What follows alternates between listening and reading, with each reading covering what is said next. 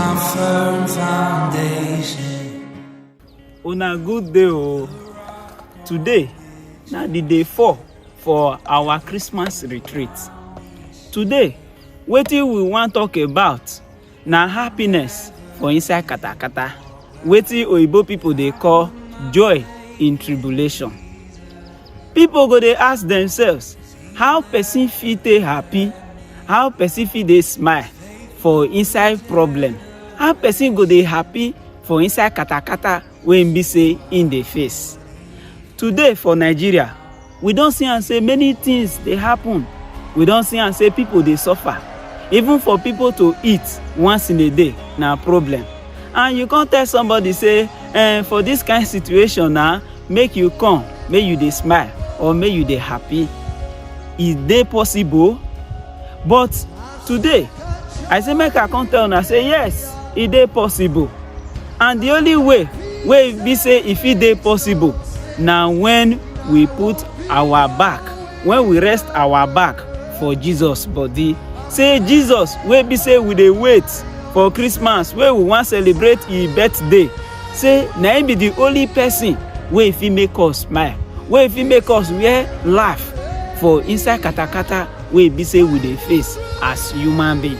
My brothers and sisters, some people fit think say this thing wey I dey talk so na wetin Christians take dey deceive person, or na wetin dey take dey deceive people. No be so. Dem no dey use am deceive anybody. Okay, now look, as we dey wait Christmas now, you don see am say even people wey no get money, dem dey gather am small small. Dem wan buy shoe for their children. Even those wey no get food for house, dem dey plan that very day of Christmas dem must eat. And you come see am say even those wey no get at all, wey no get money at all to even buy anything, but as Christmas dey come, even the old shoe wey dem get, the old cloth wey dem get, dem go wash am, dem go iron am.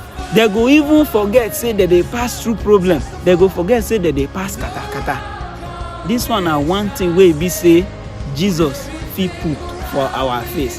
No be for only Christmas, no be we go for dey expect this kind of thing. No be for only Christmas, no be this kind thing suppose dey happen for our life. Na every time. If we go wetin Bible talk for the letter of St. James chapter 1 verse 2, e say whenever we face trial, say anytime wey we face trial, say make we dey count am to be joy, make we dey count am to be happiness. And like wetin I talk before, the only way wey be say we go fit take wear smile, the only way wey be say we fit take wear better face even when we dey face problem, na when we see Jesus as our backbone, when we see Jesus as somebody wey be say he always dey for us, when we see Jesus as person wey stand gidigba even when we dey inside hole. My brothers and my sisters, make una know say Jesus he dey for us. He stand gidigba for us, and no matter wetin we dey face, he dey with us, and one day he go make us smile again. Una do.